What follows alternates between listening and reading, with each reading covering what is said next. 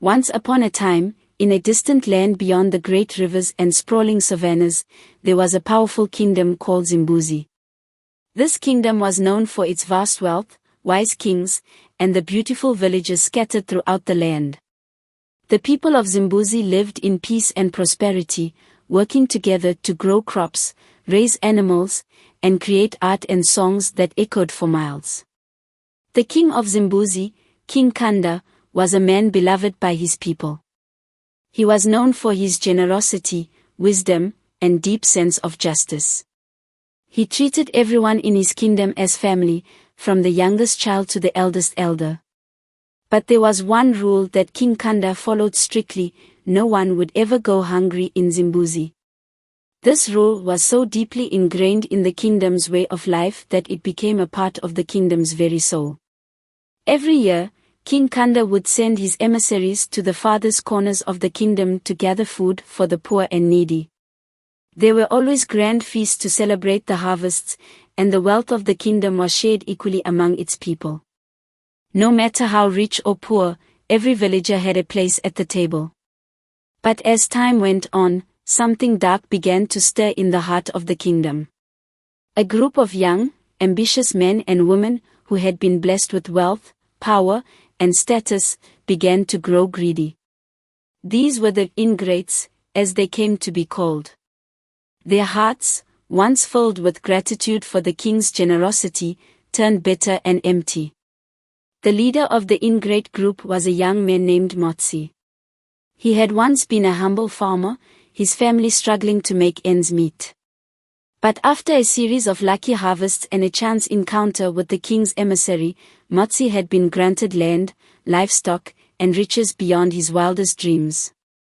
As he rose in power, Mazi's once humble heart turned cold. He began to believe that he had earned everything on his own, forgetting the kindness that the king had shown him. Mazi's followers were like him, young, ambitious, and hungry for more.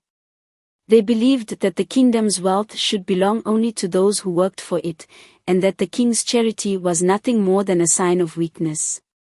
They whispered among themselves that it was time to take more, to seize power, and to make the kingdom's resources their own. One fateful day, Mazi gathered his group of ingrate followers and approached King Kunda with a demand. "Great king," Mazi said, bowing low, but with a sneer hidden behind his smile, "we have built our own fortunes through hard work and cunning. We believe that we should have more control over the wealth of Zimbuzi. The people have become lazy from your generosity. It is time for a new way." King Kunda looked at Mazi with sorrowful eyes. "My son," he said, his voice calm yet filled with the weight of wisdom, "your words are dangerous. Generosity is the heart of this kingdom. It is what has kept us united, and it is what has kept us strong.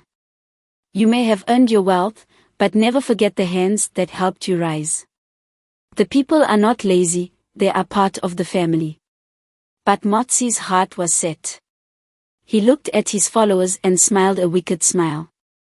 "Your wisdom is old, king," he said. "It is time for change. You have ruled long enough. We will no longer bow to your kindness. We will take what is ours."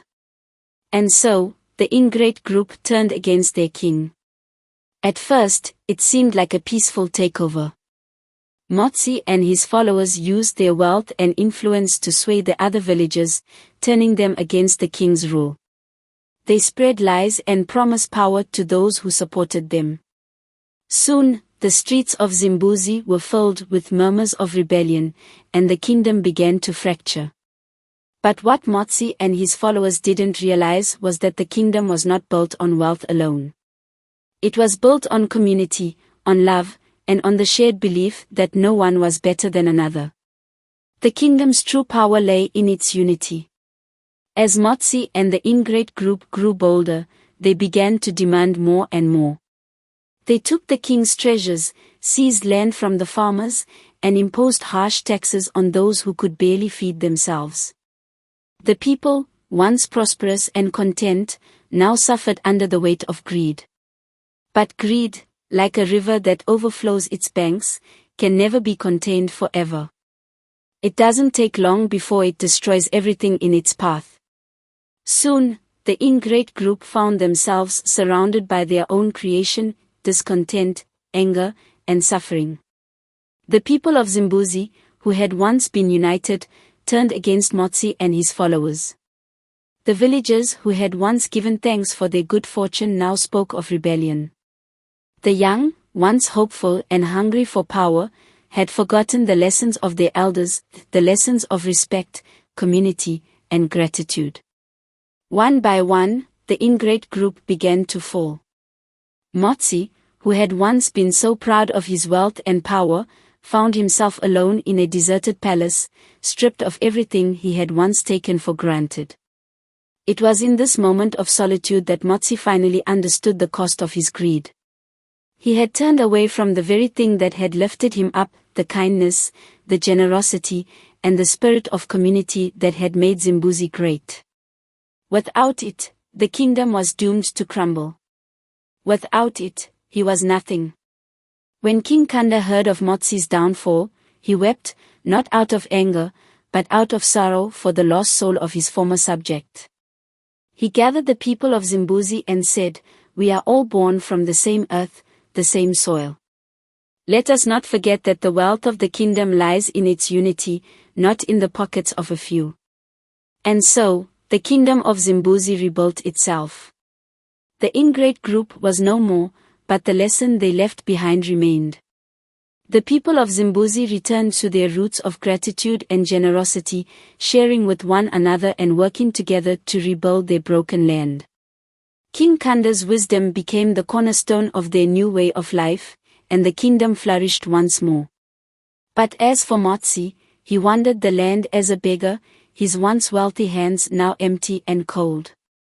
His name was cursed by the people, not for what he had done, but for the poison he had tried to spread. The tale of the Bloody Ingrate would be told for generations, a reminder that greed, no matter how sweet it may seem, would always come with a heavy price.